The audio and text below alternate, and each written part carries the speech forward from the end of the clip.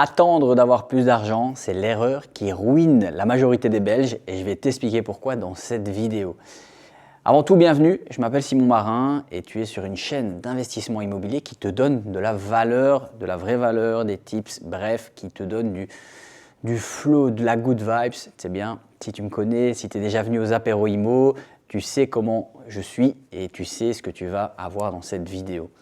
Avant toute chose, pense à t'abonner, mets un petit like, ça fait toujours plaisir, ça me pousse à te faire 2 à 3 vidéos par semaine pour t'éduquer, pour t'apporter des clés, pour te fournir de la valeur. Alors aujourd'hui, on va parler d'un sujet ultra intéressant, c'est que la majorité des Belges attendent le bon moment avant de passer à l'action. Alors qu'en réalité, c'est toujours le bon moment. Le meilleur moment, c'était hier, le pire moment, c'est demain. C'est aujourd'hui qu'il faut se bouger. Et c'est ce qu'on va regarder ensemble dans cette vidéo. Alors, la phrase que j'entends le plus, c'est « j'ai pas assez de côté ». Ça, c'est vraiment ça qui revient. C'est « ok, sur mon compte en banque, j'ai pas assez que pour investir ». Et ça, c'est finalement une énorme croyance limitante que tous les Belges ont dans le ventre, dans leur tête, alors que finalement, il y a plein de mécaniques qui existent pour passer à l'action, parfois même sans mettre 1 euro sur la table. Je vais t'en donner une tout de suite. Si tu as un bien aujourd'hui, ta résidence principale par exemple, ta petite maison là avec madame, monsieur, les enfants, etc., etc. Cette maison, possiblement, tu l'as achetée il y a 2 ans, 3 ans, 10 ans et tu as déjà remboursé la banque une petite partie de ton crédit, tout simplement. Imaginons si cette maison, tu l'as achetée 100 000 euros. Bon, on va prendre quand même un exemple un peu plus parlant. Tu l'as acheté 200 000 euros. Ok. Il y a 5 ans, hop, possiblement, avec l'augmentation de l'immobilier en Belgique, ta maison aujourd'hui vaut 270 000 euros. Jusque-là, tu me suis, c'est plus ou moins plausible. De ces 200 000 euros, tu as déjà remboursé l'équivalent de peut-être 30 000 euros. Donc, il te reste 170 000 euros à rembourser à la banque. Il y a 2 choses intéressantes ici. C'est que les 30 000 euros que tu as remboursés déjà à la banque, ils sont, aux yeux de la banque, en tout cas, ils ont une valeur, d'accord? Et la banque peut faire ce qui s'appelle une reprise d'encours. Donc, c'est reprendre les 30 000 euros que tu as déjà payés pour financer, tu sais ce que je vais dire, un deuxième projet. Okay. Et donc, parfois, ces 30 000 euros suffisent comme apport pour financer un second projet sans que tu aies dû mettre 1 euro sur la table. Super euro. Et donc, ça, c'est une première chose. Premier point qui, franchement, peut déjà faire la différence, je le sais. Deuxième point, on n'a pas parlé de la plus-value que tu as générée parce que tu as acheté de l'immobilier, que tu es passé à l'action. Et c'est toujours la même chose. Tu as créé 70 000 euros de plus-value latente parce qu'elle dort, elle est là, latente et elle t'attend. Tu vois, latente. Je pense que ça le fait. Ces 70 000 euros, en fait, ils peuvent aussi être pris en garantie parce que la première banque ici, ce qu'elle a, donc, sur ta maison, c'est une garantie de premier rang. Donc, premier rang.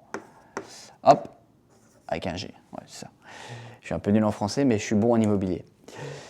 Alors, cette garantie de premier rang, elle est faite sur les 200 000 euros et généralement, ils rajoutent 10%. Donc, sur 220 000 euros, ils ont une garantie de premier rang. Mais la valeur de ton bien, elle est de 270 000 euros. Et donc, tu as un delta de 50 000 euros, d'accord, qui peut être utilisé pour financer aussi ton deuxième projet. Et ça s'appelle une garantie de deuxième rang. Voilà. Et donc, en fait, la majorité des clients que j'accompagne, franchement, sans vous mentir, allez, 1 client sur 2, 1 client sur 3, on achète un projet immobilier sans sortir 1 euro de leur poche, tout simplement. Les seuls frais qu'il va falloir couvrir, c'est lorsqu'on va acheter le projet, on va devoir commencer à payer, vous vous en doutez, le crédit. Mais ce qui est bien, c'est qu'on fait un différé de crédit et donc on ne paye que les intérêts pendant toute la durée des travaux et ça jusqu'à 24 mois. Et donc en fait, pendant Peut-être 6 mois, on fait des travaux, on paye des intérêts. Après 6 mois, on a fini, on met en location. Et puis, pendant les 24 mois moins 6 mois, ça fait encore 18 mois. On va toujours être sur cette franchise en capital, donc ce différé qui nous permet de louer plein pot et donc de recréer une belle trésorerie pour votre poche. Donc franchement, ça c'est le top du top. Peu de gens font ça alors que c'est juste surpuissant. Hop.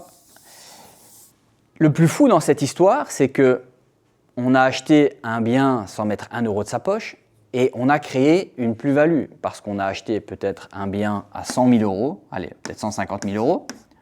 On a fait 50 000 euros de travaux pour un total de 200 000 euros avec les frais de notaire, imaginons 20 000 euros, un petit peu plus, 25.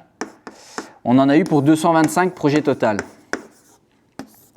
Le projet ici derrière, une fois qu'on a terminé les travaux, qu'est-ce qu'on fait? On fait une expertise de ce projet pour savoir est-ce qu'on a bien travaillé, est-ce qu'on a super bien travaillé, est-ce qu'on a créé le coup de cœur. Et généralement, on travaille toujours très bien, on va toujours gérer et en tout cas chercher des projets qui vont nous gérer de la plus-value, nous générer. Et donc, ce projet possiblement vaut derrière 270 000 euros. Et donc, en fait, en l'espace de 12 mois, on a refait l'équivalent de 45 000 euros de plus-value. Et ça, bon courage pour le faire avec le schéma classique du travail, c'est impossible. Et donc, c'est pour ça que trop de gens pensent qu'il faut attendre le bon moment pour passer à l'action, alors que non, le bon moment, c'est tout de suite. Mais c'est d'être accompagné, c'est de le faire correctement, c'est de se former, c'est de ne pas vouloir aller trop vite, c'est de connaître les tips, d'avoir un réseau, d'avoir des entrepreneurs qualifiés. C'est très, très important. Ce qui vous bloque souvent, c'est l'épargne. L'épargne que vous voyez sur votre compte en banque, vous avez l'impression que c'est votre sécurité, que c'est ça qui vous rassure, alors qu'en fait, c'est un piège parce que vous les voyez, vous vous dites c'est bon, j'ai de quoi faire, mais l'inflation va vous bouffer votre argent à une vitesse folle, alors que la brique, elle, prend de la valeur chaque année et beaucoup de valeur, plus que l'inflation. La brique bat l'inflation et donc votre argent doit être mis dans la brique. Il n'y a pas de secret, c'est comme ça qu'il faut réfléchir, c'est comme ça qu'il faut avancer. Et vous pouvez faire de la bourse, vous pouvez faire des crypto-monnaies, vous faites ce que vous voulez, mais en tout cas, moi, mon domaine, c'est la brique parce que pour moi, c'est tangible, on ne peut pas vous le prendre. Ça a fait ses preuves, chaque année, ça prend de la valeur. Il y a très peu de risques d'avoir un crash et c'est ultra facile, quand on sait ce qu'on fait, de trouver des projets comme ça. Et ça, c'est indéniable parce que des actions, c'est bien beau, mais à part des actions à dividendes qui vont vous reverser un petit dividende trimestriel, ça reste jamais par rapport au fait de lever un projet comme ça sans mettre 1 euro sur la table, ou même si on a mis 25 000 euros de frais de notaire, c'est pas grave, mais on lèvera jamais une telle somme. C'est impossible en un an, impossible. Donc c'est pour ça que franchement, la psychologie dans l'investissement immobilier, c'est très important. Le mindset, c'est rêver grand, savoir que atteindre des objectifs de liberté financière, il ne faut pas le prendre à la légère, c'est possible, mais il faut le faire correctement. Et l'importance de se bouger, je vais vous le dire, pourquoi attendre d'avoir plus d'argent? Ce n'est pas comme ça qu'il faut penser, c'est se bouger tout de suite pour trouver la meilleure opération possible. Parce que c'est maintenant que les bonnes affaires sortent, ok? Il faut être à l'affût, il faut être au taquet, il faut aller visiter beaucoup pour trouver l'anomalie de marché. Moi, sur 50 offres que je fais, j'en achète un seul de bâtiment. Mais par contre, quand je l'achète, je ratatine la concurrence. Parce que c'est des projets à 200 000 euros, anomalie de marché, personne ne voit le potentiel, personne ne comprend la valeur réelle de ce bien, comment on va l'optimiser, comment derrière, en injectant 50 000 euros, ça va valoir 350 000.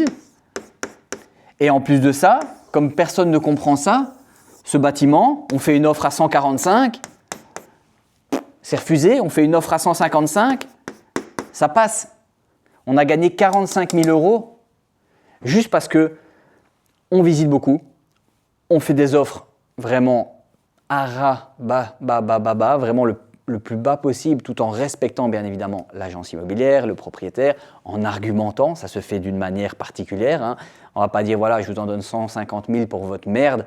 Non, on argumente, on dit voilà, j'ai remarqué en allant sur les registres des plans cadastrales sur 4GIS ou sur WallonMap que le terrain était en zone d'aléa, d'inondation faible, ce qui représente un risque pour mon futur investissement. J'ai pu voir aussi que le terrain était en zone lavande, donc ça correspond à une pollution éventuelle des sols qui devra être traitée. Voici un devis à hauteur de 42 000 €. C'est pas vrai, on l'a falsifié ce devis. Et tout ça met du poids à votre offre. Et c'est pour ça que les choses doivent être faites avec du poids, de l'expertise, de l'expérience et pas n'importe comment. Et c'est là qu'on est puissant, c'est avec l'expérience. Et très certainement, ce qui vous freine aujourd'hui dans vos démarches, c'est de ne pas savoir finalement identifier la bonne affaire. C'est « ok, je ne sais pas combien je vais devoir sortir ». C'est toujours ça. J'ai mon argent de côté, mais j'ai peur que la banque me finance. Et donc, je réfléchis une fois, deux fois, trois fois, et le bien, il vous passe sous le nez. C'est toujours comme ça que ça fonctionne. Toujours, toujours, toujours. Les bons projets, ils ne viennent pas plus tard, ils viennent tout de suite. Ils sont là devant vous, il faut les cueillir, mais il faut savoir que vous pouvez déployer. Il faut connaître votre situation, vos forces, vos faiblesses. Et c'est pour ça que moi, avec mes clients, on commence toujours par un audit. Voilà, qu'est-ce qu'on va pouvoir faire ? En fonction de ça, de nos forces, de nos ressources, on définit un plan d'action. On ne commence pas à chercher tout et n'importe quoi. On a notre plan d'action, on sait ce qu'on doit chercher. Quand on l'a trouvé, on déploie vite et on déploie fort. On se positionne, une offre valable, offre sans condition suspensive de crédit, parce qu'on sait dans quoi on met les pieds. Et cette offre, elle est valable 2 jours. Oui, mais l'agent immobilier a dit qu'il fallait 14 jours et qu'on ne pouvait pas mettre en dessous. On n'en a rien à foutre de ça. Tiens, c'est 2 jours. Tu ne veux pas l'offre, tu ne la prends pas. Et c'est comme ça. Tu la donnes, 3 jours après, tu relances l'agent immobilier. Avez-vous soumis mon offre ? Oui, ah oui, je l'ai soumise, mais ils ne veulent pas en entendre parler. Ok, très bien, on remet 5 000 de plus. Mais on est agressif, on met des pressions aux gens parce qu'il faut mettre des pressions. On ne va pas faire des offres sur 1 mois. Vous imaginez le fait d'attendre des offres comme ça pendant 1 mois, c'est trop stressant. Moi, j'adore faire des offres de 2-3 jours parce que ça met la pression aux vendeurs. Mais moi, ça me sécurise. Je me dis, voilà, après 3 jours, je sais que je n'ai pas eu le bien et je ne commence pas à cogiter non plus pendant des heures et des heures. C'est beaucoup plus serein, en tout cas mentalement pour moi, de fonctionner de cette manière-là. Et j'ai envie de vous dire un truc, c'est que attendre, trop attendre, en disant que ce n'est pas le bon moment, c'est le meilleur moyen de ne jamais passer à l'action. Combien de personnes, aujourd'hui, dans votre entourage, vous regardent et vous disent « si j'avais su ». Ah, si j'avais su, j'en aurais acheté des maisons en 1990. Ah, si j'avais su, j'aurais placé 10 000 € sur l'action Tesla en 2008. Ah, si j'avais su, j'aurais acheté du Bitcoin en 2013. C'est toujours le même schéma, sauf que l'immobilier, c'est fiable. Et ça, il n'y a pas de secret, on le sait, c'est plus facilement gérable, c'est assez liquide lorsqu'on fait les choses bien. Par liquide, j'entends le fait de pouvoir être revendu facilement, parce que c'est très important ça dans nos démarches, c'est d'aller toujours vers des biens qui vont pouvoir être revendus rapidement. Ok ? Donc c'est des maisons unifamiliales, 3 chambres, bien rénovées, ou des colocations faciles, ou même des projets de location courte durée. Moi je trouve ça un super projet. On achète un Airbnb, on le fait tourner, 1 an, 2 ans, on le revend. On vend un business. Il y a 3 000 € par mois qui rentrent. Bien sûr qu'on va vous l'acheter cher et vilain, ce Airbnb. Et donc, c'est toute cette expertise qu'il faut que vous réussissiez à foutre dans votre tête. Et puis, il y a une chose à comprendre pour terminer un peu cette vidéo, c'est que les investisseurs, ils commencent jamais dans une situation idéale, parfaite. Moi, j'ai toujours fait des offres sans condition suspensive de crédit. Toujours. J'ai même déjà acheté un bien en étant au chômage, pour vous dire, il y a de ça 6 ans. C'est passé. C'est passé parce que je savais que ça allait passer. J'avais 15 000 € de côté, j'ai dû les nantir sur un compte en banque, donc ils ont été bloqués chez Belfus et ils m'ont prêté la totalité du projet. Parce qu'en fait, ils regardent plein de choses. Ils regardent la situation du gaillard, ils regardent son passif, il regarde le projet, il regarde ce que ça va rapporter, il regarde ce que vous avez fait avant, il regarde pourquoi vous êtes au chômage. Il y a beaucoup de mes clients qui, en tout cas, pensaient que c'était impossible d'acheter en CDD. Ah non, c'est pas le bon moment, je suis en CDD. Comment ça? Comment c'est pas le bon moment? Mais ça fait 10 ans que tu travailles. Tu crois pas que la banque, elle se dit que c'est quelqu'un de sérieux? C'est ça qu'elle regarde. C'est pas juste un bout de papier où il fait écrit CDI. Non, ils s'en foutent. Ils regardent le projet, ils regardent si ça a de la gueule, ils regardent si tu achètes au bon prix. Ça, oui. Ça, bien évidemment, ça joue. Parce que maintenant, ils font toujours des expertises. Donc, on va trouver un projet, ils vont demander une expertise. Si l'expert annonce que la maison, par exemple, ici, qu'on achète à 155 000, vaut bien en vente forcée 190 000, possiblement, aux yeux de la banque, s'ils nous prêtent le prix d'achat de 155 000, ils savent bien que s'ils nous saisissent, ils vont minimum vendre ce que l'expert a donné comme valeur. C'est à ça que ça sert un expert. Et c'est pour ça que c'est important d'acheter en dessous du prix du marché. Trop de mes clients sont pressés. Ils m'envoient des projets pourris. Je dis, mais les gars, stop, regarde, ça ne coche pas nos critères. Tu es en train de te perdre là. Ah ouais, c'est vrai. Ah ouais, c'est vrai. Et ça fait 1 mois qu'on cherche. No stress. Et généralement, ces gens-là, au bout de 2 mois, on a trouvé. Mais c'est vrai qu'au début, on a tendance à vouloir acheter tout et n'importe quoi, à ne pas, en tout cas, à minimiser les travaux, alors que, franchement, le mieux, c'est d'acheter une ruine et de tout refaire de A à Z. Mais pas n'importe quelle ruine, pas n'importe comment, d'accord? Alors, pour terminer cette vidéo, si tu aurais envie de discuter avec nous, réserve un appel, tu as le lien dans la description de la vidéo. Et lors de ce rendez-vous, on va parler de toi, on va parler de tes ressources, de ta situation aujourd'hui, situation professionnelle, familiale, toutes les questions qui te traversent à l'esprit, qui te passent par l'esprit. Si on est en capacité de t'aider, on va te le dire. Si on n'est pas en capacité de t'aider, on va te le dire.